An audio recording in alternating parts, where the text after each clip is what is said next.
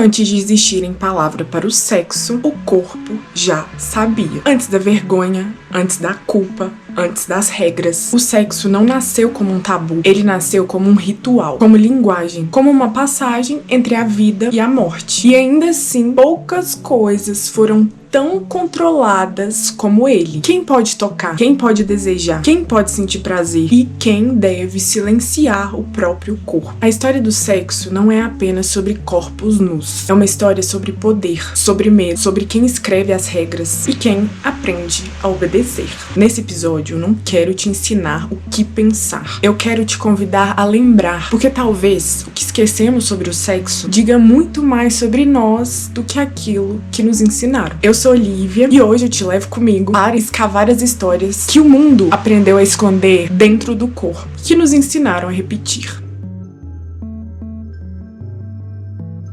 Quando a gente tenta imaginar o sexo na pré-história, quase sempre projetamos com os nossos próprios filtros. Vergonha, moral, proibição, tudo que a gente conhece na sociedade atual. Mas nada disso existia ainda. Os primeiros vestígios que temos, claro que não fala sobre o pecado, falam apenas do corpo, como vida e como continuidade dessa vida. As chamadas Vênus paleolíticas, com a Willendorf, Lespug e Roelfels, durante muito tempo foram interpretadas como símbolos da fertilidade, quase de forma automática. Mas reduzir essas figuras apenas à reprodução é simplificar demais. Esses corpos exagerados, seios fartos, ventres largos e quadris pesados não parecem feitos para agradar um olho externo. Eles parecem querer afirmar algo, o que parecia ser abundância, resistência, prazer e a capacidade de sustentar a vida. O detalhe mais curioso é que essas figuras quase nunca têm rosto, porque eles não representam uma mulher específica, representam uma ideia. Então, o corpo feminino, nesse contexto pré-histórico, não é um objeto, ele é o centro. Quando nós olhamos para as figuras rupestres, o que aparece nas paredes das cavernas não são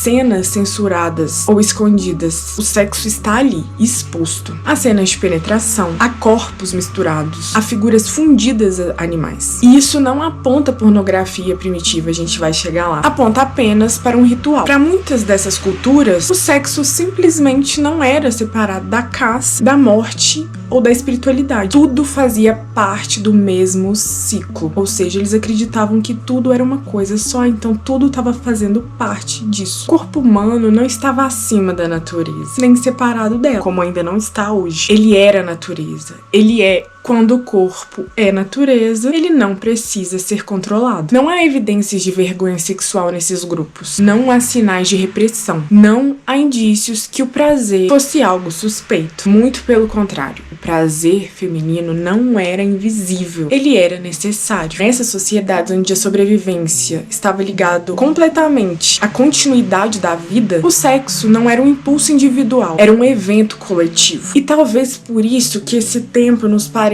tão distante. Não porque eles fossem primitivos, nada disso, mas porque eles eram livres de um medo que nós aprendemos depois. E é aqui que surge a pergunta que atravessa toda a história do sexo. Se o sexo já foi sagrado, quem foi a primeira pessoa a decidir que ele deveria ser controlado? E a resposta começa a aparecer quando os homens deixam as cavernas e constroem cidades. Porque quando surge a propriedade, o corpo deixa de ser só corpo.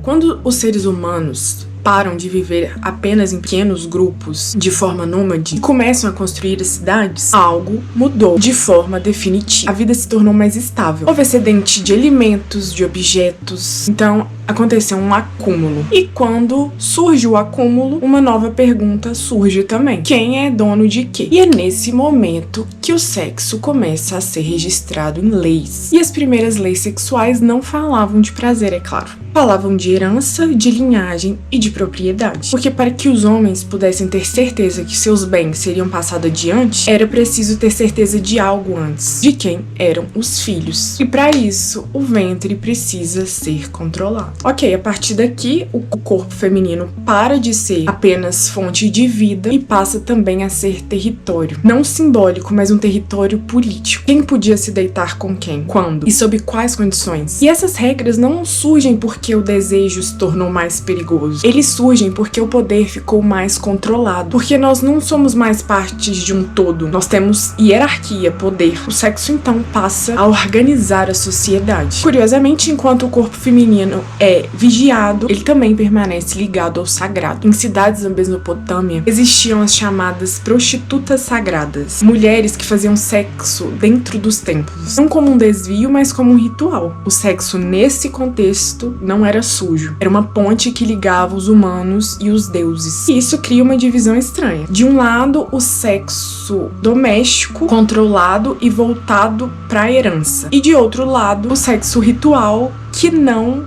ameaçava a propriedade. Então, o desejo ele não desaparece, ele é apenas separado do todo. E como eu disse, quando algo é separado, ele pode ser hierarquizado. Alguns corpos valem mais, outros menos. E como arqueóloga, quando eu olho para essas leis, eu não vejo apenas regras cravadas em pedra. Eu consigo ver exatamente o momento em que o sexo parou de ser apenas uma relação e se torna um instrumento da sociedade. Talvez seja aqui que algo se rompa, porque a partir desse ponto, o corpo passa a carregar expectativas, medos e punições. E agora, o prazer retorna ao centro da cena, mas não para todos. Na Grécia Antiga, o sexo não era escondido, mas também estava longe de ser igual para todo mundo. Ele aparecia nas imagens, nos objetos do dia a dia, e o sexo fazia parte da conversa. Nos simpósios, os homens se reuniam para beber, discutir política, poesia e desejo. Ali, o corpo masculino era observado, comentado e desejado. O sexo entre homens não era um segredo, mas também não era entendido como identidade. Não existia homossexualidade como categoria, existia posição. Na Grécia, o sexo não era definido pelo gênero dos corpos, era definida pelo gesto, mais especificamente pela penetração. Penetrar não era apenas um ato sexual, era uma posição social. Quem penetrava ocupava o lugar ativo, dominante e masculino, independentemente de que corpo estava do outro lado. Ser penetrado, por outro lado, não era uma questão de desejo, era uma questão de status. Um homem adulto, cidadão livre, não deveria ocupar o lugar de quem é penetrado. Esse papel era aceitável apenas para quem não era considerado plenamente homem ainda, ou para quem nunca seria. Jovens, escravizados, estrangeiros, mulheres. O sexo, mais uma vez, ensinava qual lugar ocupar na cidade. E as mulheres? As mulheres, nesse contexto, quase não apareciam. Quando aparecem, estão vestidas, sentadas e em silêncio. Nós estávamos fora da cena pública, fora do debate, fora do desejo exibido. Corpo feminino respeitável pertencia à casa, à continuidade familiar, à reprodução. E nesse caso, a penetração não conferia honra, mas controle. E o prazer feminino não entrava nesse cálculo. Por isso, as etárias podiam circular e as esposas não. Elas cantavam, conversavam, desejavam, mas pagavam por isso com exclusão. Na Grécia, o sexo podia ser visível. Afrodite, por exemplo, representava o poder, mas também o risco. Porque o prazer, quando escapa da cena controlada, apresenta um risco. Ameaça a ordem. Alguns corpos, a partir daqui, não terão sequer o direito de escolher onde vão existir. No Brasil, o sexo esteve presente desde sempre como uma marca. Milhões de pessoas atravessaram os oceanos, trazidas à força para cá. Aqui, esses corpos passam a existir dentro de uma lógica muito clara: trabalhar, produzir e estar sempre disponíveis. A escravidão brasileira foi construída sob uma intimidade forçada. Os corpos viviam juntos, mas nunca em igualdade. As mulheres negras eram vistas como corpos acessíveis, uma ideia criada para justificar o injustificável. E quando engravidavam, seus filhos já nasciam presos a esse sistema. Então, o sexo aqui produzia descendência, mão de obra e continuidade. Esse sistema desumano. E os homens negros também tinham seus corpos controlados. Seu desejo, sua força, sua intimidade eram constantemente vigiados. A penetração nesse contexto social não organizava papéis sociais. Ela apenas reafirmava quem mandava. Depois da abolição, os corpos deixaram de ser legalmente propriedade, mas as ideias sobre eles nunca mais desapareceram. E essa marca ficou profunda no Brasil e no mundo todo.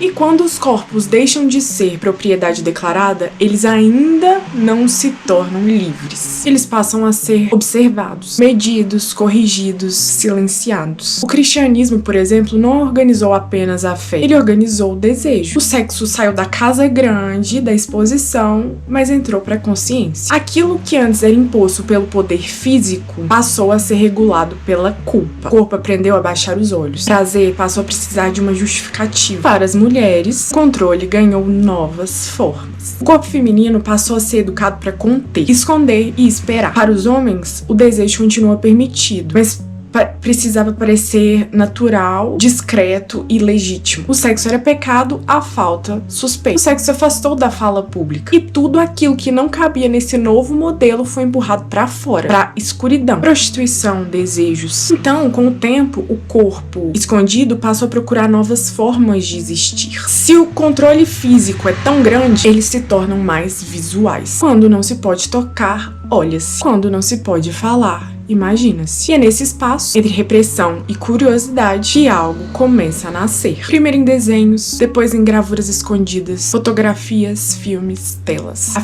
pornografia não surge apenas como uma excitação, mas uma forma de organizar o olhar, de ensinar onde ele deve estar e o que deve esperar. Nesse novo espaço, o controle muda de mãos. Quem vê ocupa uma posição confortável, segura e distante. Quem é visto passa a existir sobre uma exposição constante. Então, o corpo deixa de ser íntegro, de ser inteiro e se transforma em partes. Bocas, seios, quadris, gestos repetidos. E então a penetração também muda de contexto, de significado. Ela se transforma em prova, em desempenho, em algo que precisa ser mostrado, registrado, confirmado, validado. O prazer importa muito menos do que a evidência visual de que algo aconteceu. O orgasmo vira uma métrica, a cena vira padrão. Então, na pornografia dominante da nossa sociedade hoje, o desejo sempre parte de um olhar masculino. E o corpo feminino, ou feminilizado, aprende a existir para ser atravessado, exibido e consumido. E isso significa que o nosso desejo, o desejo da mulher, raramente organiza a cena. Apesar de tudo, o corpo ainda lembra. Mesmo depois de séculos de controle, silêncio e excesso de imagens, algo nele permanece atento. Há momentos que o sexo deixa de ser desempenho, comparação a uma resposta automática, e volta a ser presença. Não porque alguém ensinou, mas porque o corpo naquele momento está reconhecendo a sua natureza. Ele desacelera, escuta e espera. Antes das regras, antes das imagens, antes da vergonha, antes da culpa, o desejo já existia como sensibilidade, como atenção ao outro, como troca silenciosa. E isso não se perdeu completamente. Agora me diz, se você pudesse observar qualquer momento da história do sexo, qual parte você acha que mais te surpreenderia? O que foi mostrado ou o que foi escondido? Deixa aí nos comentários. E se você gostou dessa viagem pelas histórias que o mundo costuma esconder, se inscreve. Eu sou Olivia. E se quiser continuar explorando histórias comigo que atravessam um corpo, o tempo e o poder, é só continuar a viagem.